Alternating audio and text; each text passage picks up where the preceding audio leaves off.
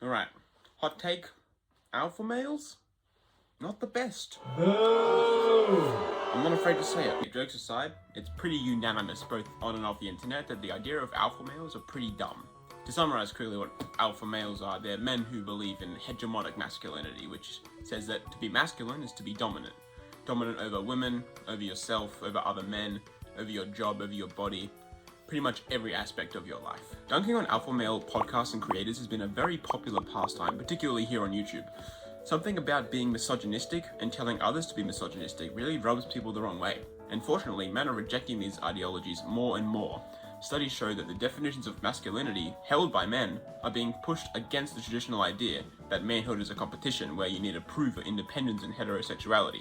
Instead, masculinity is becoming more synonymous with being a good person and, as a result, is becoming a less gendered term. Qualities of inclusivity, emotional intimacy, and being comfortable with platonic physicality, i.e. hugging the boys, are entering the mainstream, which is fantastic. And these ideas directly align with the movement of postmodern thought, namely the concept of a subjective worldview. A subjective worldview is brought about when we get sort of meta about our human experiences. It's comparable to a fourth wall break, but where both the character and the audience.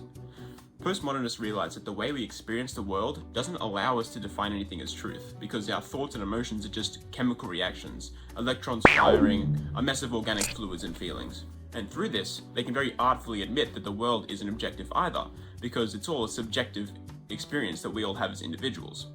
And if the world is subjective, then so are the concepts we put in it, such as masculinity. The internet is in some ways a digital society, and parallel to our actual society, the views and opinions in online culture are rapidly and constantly shifting. Memes are actually a great indicator of this zeitgeist because they document very thoroughly the progression of online attitudes. They can be even considered a unit of cultural measurement. In the current moment, meme culture seems to generally align with the aforementioned views on contemporary masculinity. And as a result, current memes are not on the side of the alphas. It's digital Darwinism, and if you can't change to keep up with the times, you get left behind. And if you get left behind, you get made fun of. So obviously, alpha males are getting brutalized for their stupidity. That's the beauty of the internet. You're allowed to share your idiotic opinions, but others are allowed to absolutely clown on you for them. But yet, they persevere. The alpha male community is still standing strong, and they're preaching hegemonic masculinity like it's gospel. And even worse, they're still converting people. I wish I could directly call it a cult, but I feel like that gives them way too much credit on the side of organizing the whole thing. Well, there are clear reasons to explain the continued popularity of alpha male influencers online.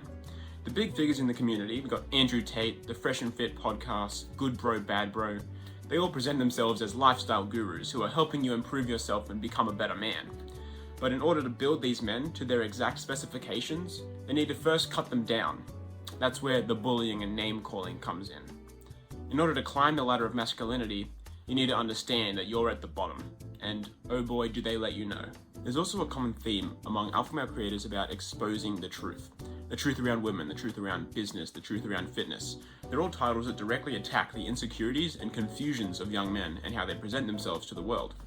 The promise of solutions and objective truths is yet another strategy from alpha males to ensure their views continue to exist perpetually in other vessels, whether intentionally or not. The conservative ideologies that they're being manipulated into are grounded in an objective understanding of the world, proposing that there are correct ways to live and alternately wrong ways to live.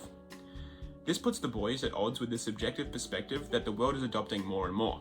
And when discourse arises and alpha males are required to discuss their views, they're primed to be completely avoidant of conversation. Because not only do they see themselves as objectively right, but they see others who disagree with them as objectively wrong.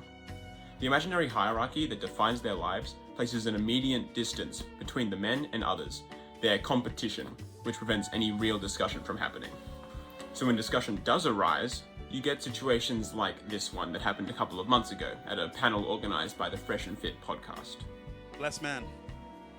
Okay. In my definition of success is across the board. If you're not ripped, if you're not rich, if you ain't rare, if you don't stand out, if you ain't across the board successful, it doesn't mean to me. If you got straight tits and you're in your Rolls Royce, you look like a clown to me. I'm just laughing at your dumb. Here we have Wes Watson sharing his opinions on success, showing his deep-rooted passion for dominance. And when a discussion from fellow alpha males pops up about the validity of his definition, a civil debate ensues where he provides his well-researched and rehearsed arguments to justify his views. God damn, look at whose shirt is that? Dude, your mom bought you that, your aunt bought you that for Thanksgiving dinner. That's like Oshkosh Bagosh or some shit, bro.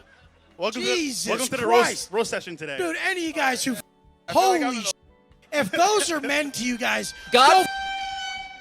This reaction to the possibility of another opinion encapsulates the combative nature of traditional masculinity and demonstrates a key factor in their methods of survival.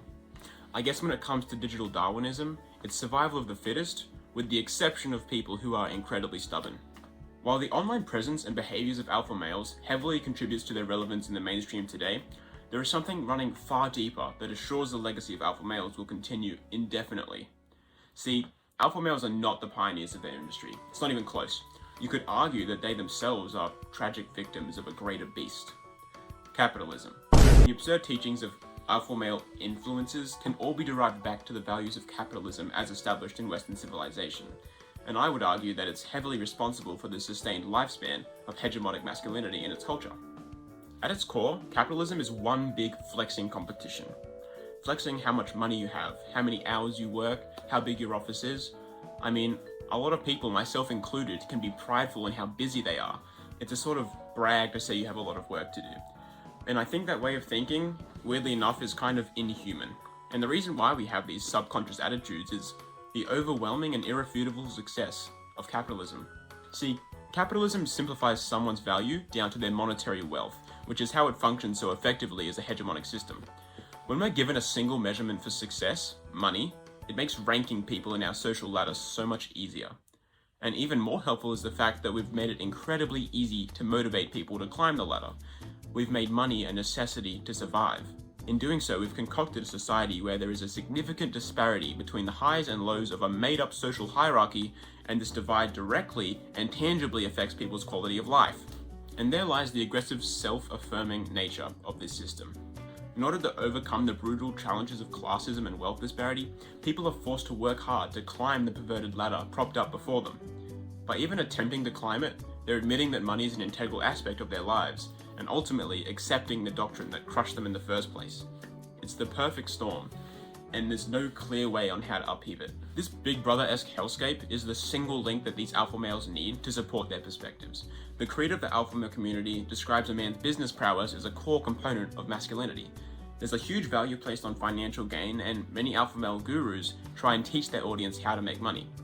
Now, capitalism is a dystopian concept, but it's our reality, so I think it's perfectly fine to try and help people by giving them financial advice.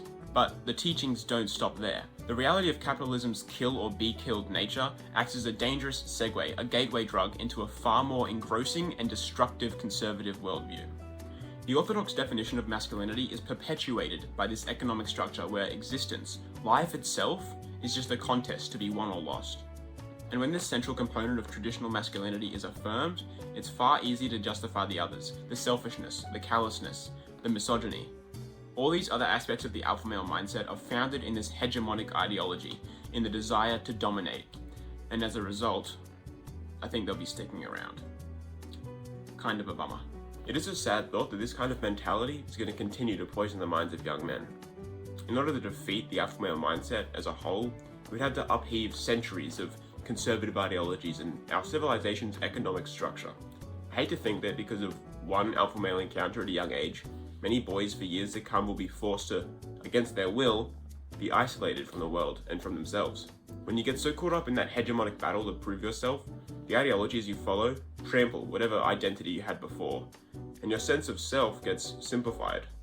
You're just an alpha male. And for me, the worst thing that can happen to someone is their identity being simplified, to be attached to a worldly idea that kind of makes them objectified. Ironic. But look on the bright side. Here on the World Wide Web, I think we're doing a pretty good job of muffling these harmful influences. If we continue to saturate the internet with progressive and positive ideas, as well as a healthy dose of memes and mockery, I bet we'll prevent a fair amount of up-and-coming alpha males, on top of those we might have already saved. So, the best thing for us to do in this war is to continue doing what we're doing. Talk, discuss, We might not get anywhere with certain macho men, but as long as we're moving forward, it'll become even harder for these men to keep up. Good luck out there, betas.